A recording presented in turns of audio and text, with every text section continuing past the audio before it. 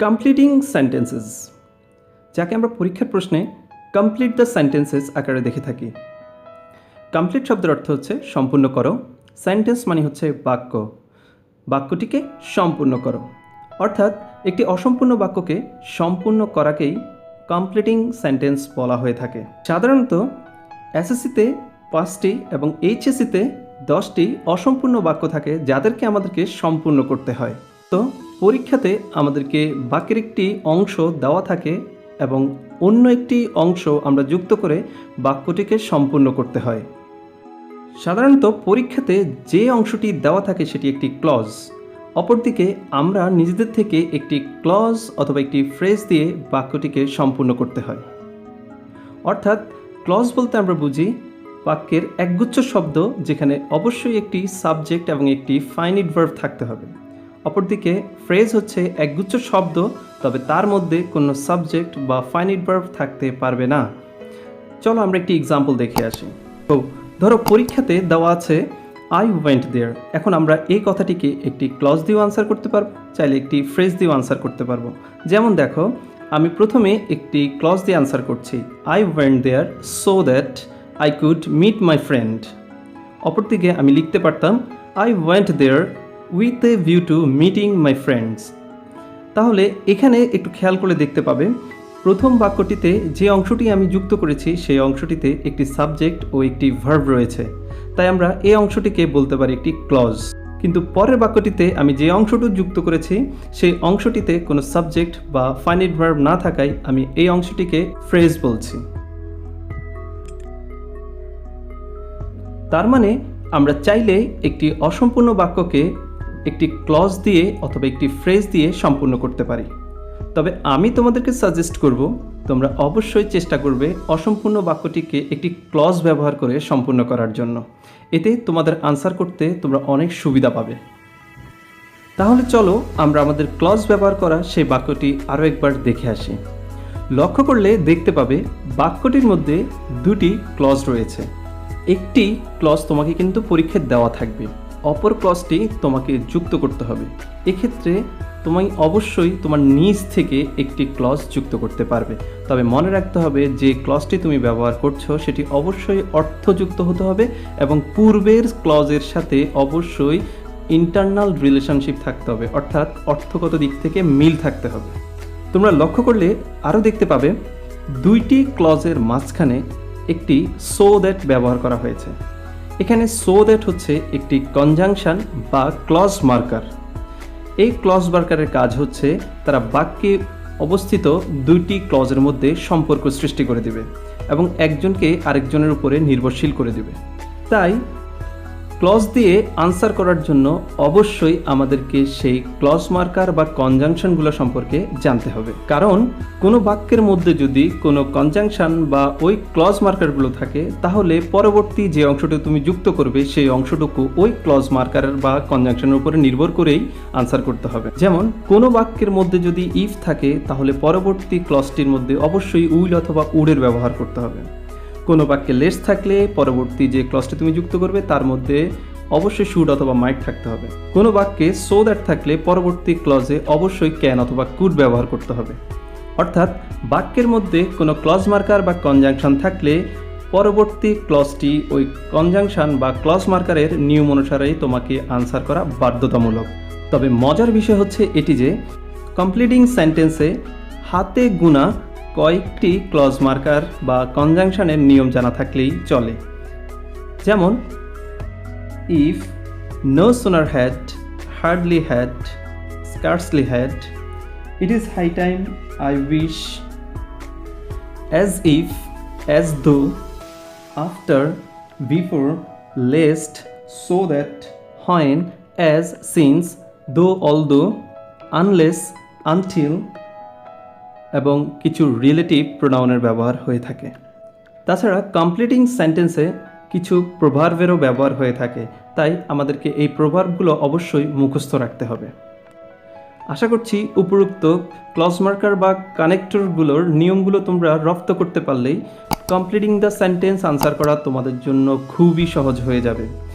এছাড়াও যদি তোমাদের কাছে কঠিন লাগে তাহলে আমি কমপ্লিটিং সেন্টেন্সের সর্বশেষ ভিডিওতে তোমাদের জন্য শর্টকাট ম্যাজিক রাখবো, যেটি তোমরা একবার পড়লেই সমস্ত রুলসগুলো সম্পর্কে তোমাদের স্বচ্ছ একটি ধারণা হয়ে যাবে এবং খুব সহজেই তোমরা কমপ্লিটিং সেন্টেন্সেস আনসার করতে পারবে।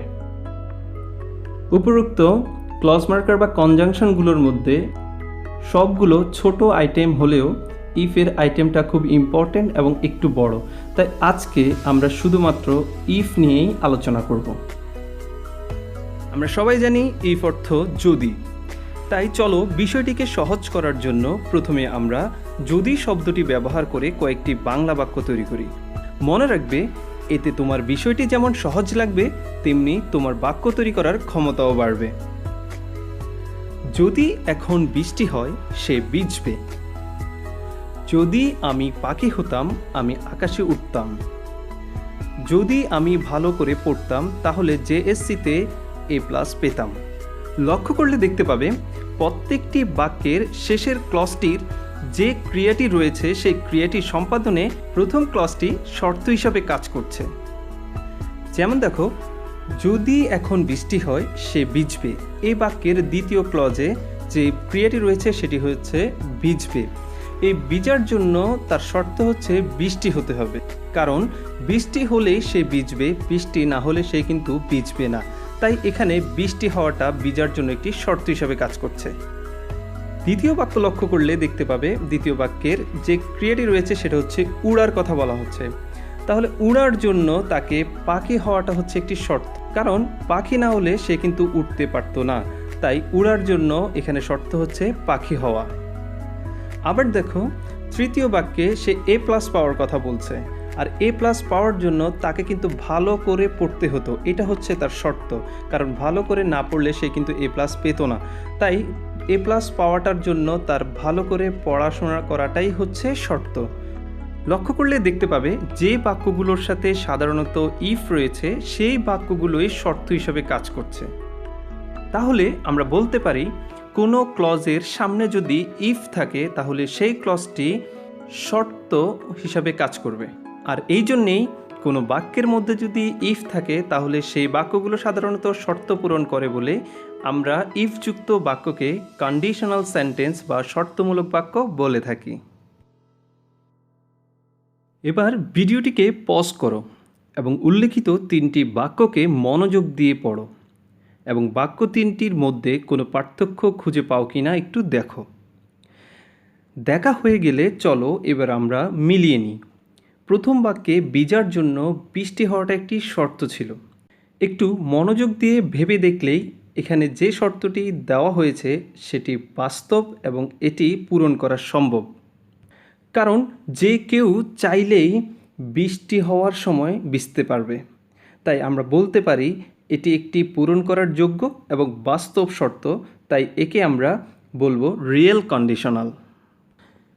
দ্বিতীয় বাক্যটি লক্ষ্য করলে দেখতে পাবে আকাশে উড়ার জন্য তাকে পাখি হতে হবে। একটু ভেবে দেখো, একজন মানুষের পক্ষে কি পাখি হওয়া সম্ভব? এটা জাস্ট একটি ইমাজিনেশন, কল্পনাতে এটা হওয়া সম্ভব। বাস্তবে কোনোভাবে একজন মানুষ চাইলেই পাখি হতে পারবে না, সে আকাশে উঠতে পারবে না। তার মানে এখানে যে শর্তটা দেওয়া হয়েছে সেটা সম্পূর্ণ অবাস্তব এবং কাল্পনিক, তাই আমরা এই শর্তটিকে বলবো আনরিয়েল কন্ডিশনাল। তৃতীয় বাক্যটিতে দেখা যাচ্ছে ভালো করে পড়লে সে কিন্তু A+ পেত। তার মানে ভালো করে পড়াশোনাটা কিন্তু একটা বাস্তব ব্যাপার, কারণ তার লাইফের কোনো একটা সময় সে জেএসসি পরীক্ষা দিয়েছিল, আর যেহেতু সে জেএসসি পরীক্ষা দিয়েছিল কিন্তু এখন সে হয়তো বা মেট্রিক বা ইন্টারমিডিয়েট বা তারও উপরের ক্লাসে পড়ে, এখন তার পক্ষে আর সে জেএসসি পরীক্ষাটা দেওয়া সম্ভব না, সে A+ পাওয়াটাও আর সম্ভব না। তার মানে এখানে বিষয়টা অবাস্তব না, এই জিনিসটা হচ্ছে তার লাইফে বিষয়টা বাস্তব ছিল, কিন্তু এখন এই মুহূর্তের জন্য তার জন্য ওই কাজটি করা অসম্ভব হয়ে পড়েছে। তাই আমরা এই শর্তটিকে বলবো ইম্পসিবল কন্ডিশন। যেহেতু শর্তকে 3ভাবে প্রকাশ করা যায় তাই আমরা বলতে পারি ইফযুক্ত বাক্য বা কন্ডিশনাল সেন্টেন্স 3 প্রকার: রিয়েল কন্ডিশনাল, আনরিয়েল কন্ডিশনাল এবং ইম্পসিবল কন্ডিশনাল। মনে রাখবে এই কন্ডিশনালগুলোর কিন্তু আরও একটি নাম রয়েছে। রিয়েল কন্ডিশনের আরেক নাম হচ্ছে ফার্স্ট কন্ডিশনাল, আনরিয়েল কন্ডিশনালের আরেক নাম হচ্ছে সেকেন্ড কন্ডিশনাল এবং ইম্পসিবল কন্ডিশনালের আরেক নাম হয়েছে থার্ড কন্ডিশনাল। বিভিন্ন বইয়ের মধ্যে কন্ডিশনাল কিন্তু 4 প্রকারও রয়েছে। তো আরও এক প্রকার যে কন্ডিশনাল রয়েছে তাকে আমরা বলে থাকি জিরো কন্ডিশনাল। কিন্তু জিরো কন্ডিশনালটি ফার্স্ট কন্ডিশনালের আন্ডারে থাকার কারণে আমরা এটিকে আলাদা করে আর ব্যাখ্যা দিচ্ছি না। এখন বিষয়টি হচ্ছে, তাহলে আমরা যদি একটি সেন্টেন্সের অর্থকে সহজ করে বুঝতে পারি তাহলে কিন্তু আমরা বলতে পারবো বাক্যটি কোন কন্ডিশনাল। কিন্তু অনেক সময় আমরা অনেক স্ট্রং ওয়ার্ডের সামনে পড়ে যাই, যার কারণে আমাদের বুঝতে কষ্ট হয় যে কোনটি কোন কন্ডিশনাল। তাই কোন বাক্যটি কোন কন্ডিশনালের আন্ডারে থাকবে সেটি চিনার খুব শর্টকাট একটি নিয়ম তোমাদেরকে দেখাই দিচ্ছি। কোনো বাক্যে ইফযুক্ত ক্লজটিতে সাবজেক্টের পরে যদি ভার্বের প্রেজেন্ট ফর্ম থাকে তাহলে সেটি হবে রিয়েল কন্ডিশনাল বা ফার্স্ট কন্ডিশনাল। কোনো বাক্যে ইফযুক্ত ক্লজে সাবজেক্টের পরে যদি ভার্বের ফার্স্ট ফর্ম থাকে তাহলে বুঝতে হবে সেটি সেকেন্ড কন্ডিশনাল।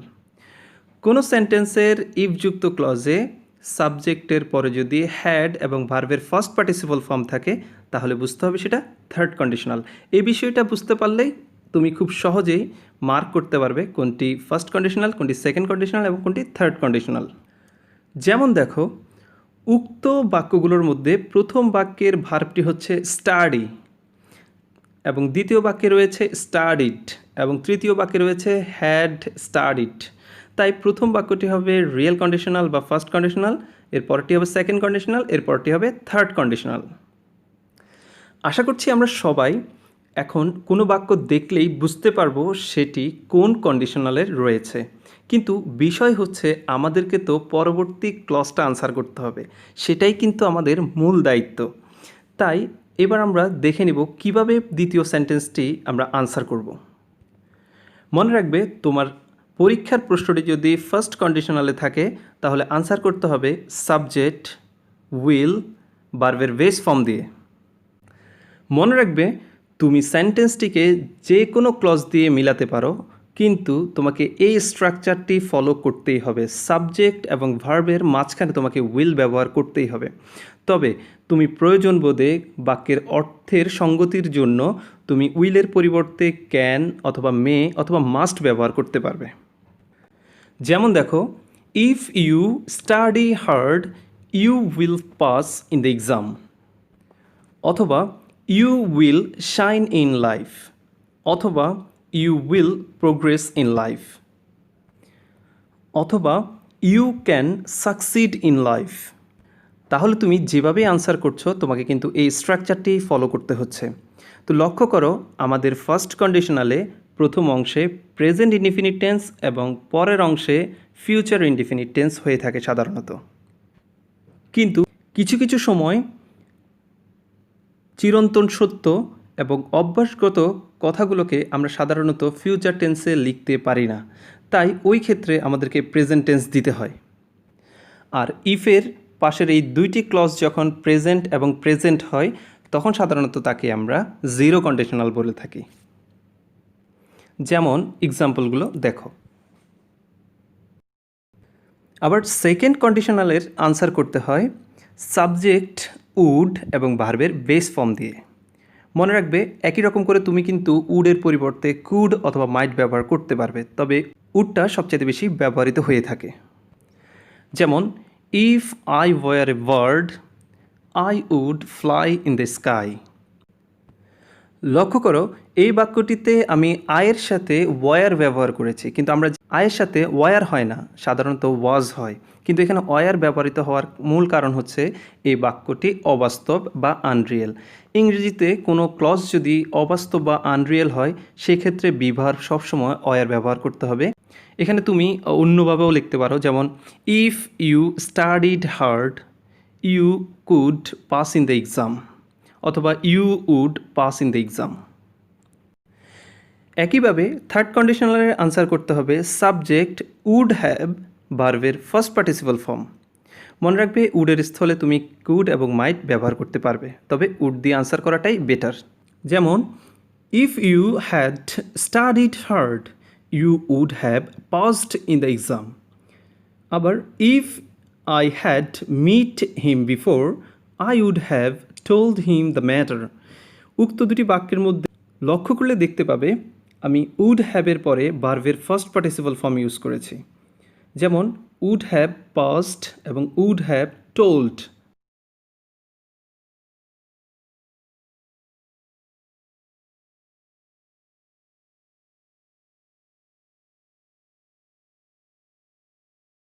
এবার চলো, যদি পরীক্ষার কোয়েশ্চেনটা একটু কঠিন হয় তাহলে আমরা কিভাবে আনসার করব।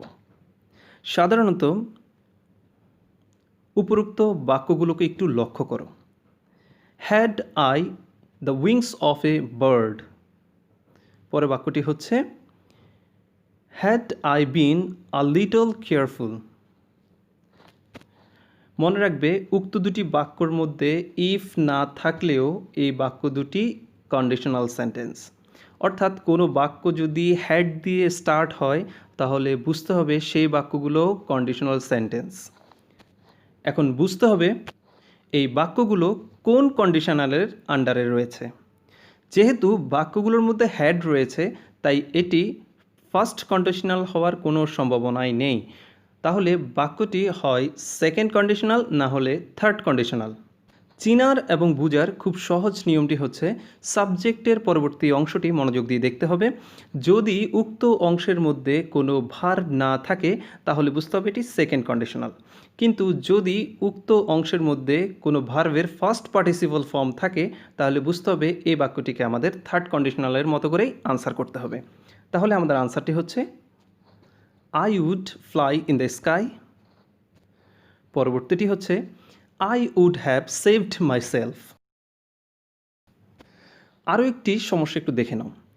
আমরা জানি ইংলিশে এমন কিছু ভার্ব রয়েছে যাদের প্রেজেন্ট ফর্ম এবং পাস্ট ফর্ম দেখতে একই রকম।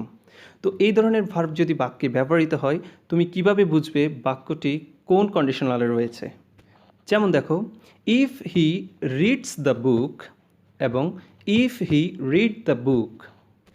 সেই ক্ষেত্রে বোঝার সহজ উপায় হচ্ছে সাবজেক্টটি যদি থার্ড পারসন সিঙ্গুলার নাম্বার হয় আমরা জানি তারপরে ভার্ব বসলে ভার্বের সাথে একটি এস অথবা ইএস বসবে, কিন্তু যদি এস অথবা ইএস না থাকে তাহলে বুঝতে হবে সেটি ভার্বের ফার্স্ট ফর্ম।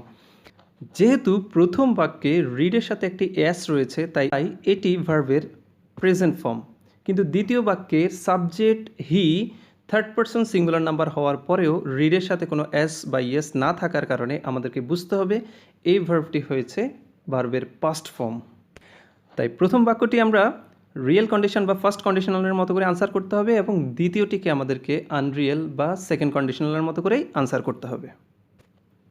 তাহলে আমরা লিখতে পারি he will pass in the exam, আর দ্বিতীয়টিতে লিখতে পারি he would pass in the exam. আরও একটি সমস্যা দেখো, if I had a car. অনেকেই বাক্যটির মধ্যে হ্যাড দেখে ভাবতে পারে যে বাক্যটি থার্ড কন্ডিশনাল, কিন্তু না, এই বাক্যটি একটি সেকেন্ড কন্ডিশনাল। লক্ষ্য করলে দেখতে পাবে বাক্যটির মধ্যে যে হ্যাড রয়েছে সেটি হ্যাভের ফার্স্ট ফর্ম। আমরা জানি হ্যাভের তিনটি ফর্ম হচ্ছে হ্যাভ, হ্যাড এবং হ্যাড। তাছাড়া থার্ড কন্ডিশনালে হ্যাডের পরে একটি ভার্বের ফার্স্ট পার্টিসিপল ফর্ম থাকলেও এই বাক্যটিতে হ্যাডের পরে কোনো ফার্স্ট পার্টিসিপল ফর্ম নেই, তাই আমরা বলতে পারি এটি একটি সেকেন্ড কন্ডিশনাল। তাই আমরা এটার আনসার করতে পারি ঠিক সেকেন্ড কন্ডিশনাল অনুযায়ী, আই উড ড্রাইভ ইট।